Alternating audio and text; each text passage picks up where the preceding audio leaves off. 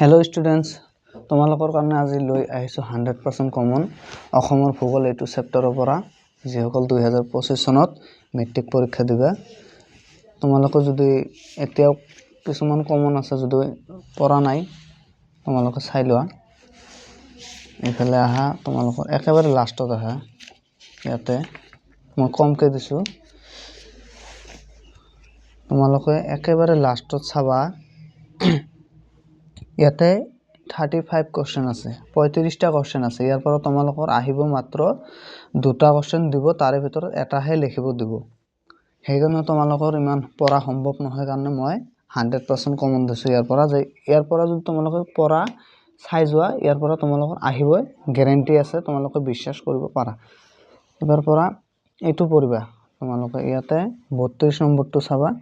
অসমৰ কৃষি উন্নয়নৰ সমস্যাবোৰ উল্লেখ কৰা এটো 2023 চনত দিছিল 5 মাৰ্কৰ তাৰ পিছত এটো অসমৰ ঔদ্যোগিক বিকাশ এতিয়াও কিয় মহন্থৰ হৈ আছে তাৰ কাৰণসমূহ লিখা এটো চাবা আৰু এটো চাবা 36 নম্বৰ কোশ্চেনটো চাবা আৰু এটো চাবা 35 কোশ্চেন অসমৰ অৰ্থনৈতিক উন্নয়নৰ সম্ভাৱনাবোৰ কি এই চাৰিটা তোমালোকে ইয়াতে চাবা এই চাৰিটাৰ পৰা এটা 100% কমন মানে ইয়াৰ পৰা হবই গ্যাৰান্টি আছে 2025 ত 5 মাৰ্কৰ এই চাৰিটা মিছ নকৰিবা বাকি বিলাক কি কৰিবা 19 নম্বৰটো কমন দিছো মই অসমৰ প্ৰধান কৃষি ভিত্তিক উদ্যোগবোৰ কি এটো কোশ্চেন তোমালোকে মিছ নকৰিবা তাৰ পিছত অসমৰ চাহ উদ্যোগৰ বিষয়ে চমুকৈ লিখা এটো কমন হয় আৰু জুম খেতি 100% মই আহিব বুলি দিছো কিন্তু আহিব নহয় মানে 100% কমন হয় এটো অসমৰ জুম খেতিৰ বিষয়ে চমুকৈ লিখা ইয়াতে কেইটা দিলো এটা দুটা তিনিটা ইয়াতে চাৰিটা সাতটা এই সাতটা যদি তোমালোকে চোৱা এটা গ্যাৰান্টি দিম মই 5 মাৰ্কৰ এটা পাবা এটা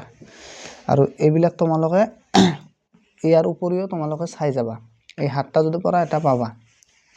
তাৰ পিছত তোমালোকে ইয়াতে দেখা 15 নম্বৰ আৰু 16 নম্বৰটো এই দুটা প্ৰায় আহি থাকে তোমালোকে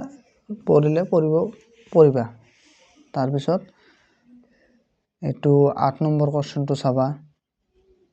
অসমৰ জনসংখ্যাৰ বৃদ্ধিৰ কাৰণবোৰ আলোচনা অসমত কেনেকৈ জনসংখ্যা বৃদ্ধি হৈ আছে ইয়াৰ কাৰণ বিলাক কি এটা মানে তোমালোকে আলোচনা কৰিবা 8 নম্বৰটো তাৰ পিছত 9 নম্বৰটো পাৰিলে চাবা মই এইবিলাক ইমান কমন দিয়া নাই ইয়াতে মই এই 7টা কোশ্চেন দিছো লাষ্টত ইয়াৰ পৰা তোমালোকৰ 100% কমন পঢ়িবই গ্যাৰান্টি আছে আজিৰ ভিডিও ইমানেই আছিল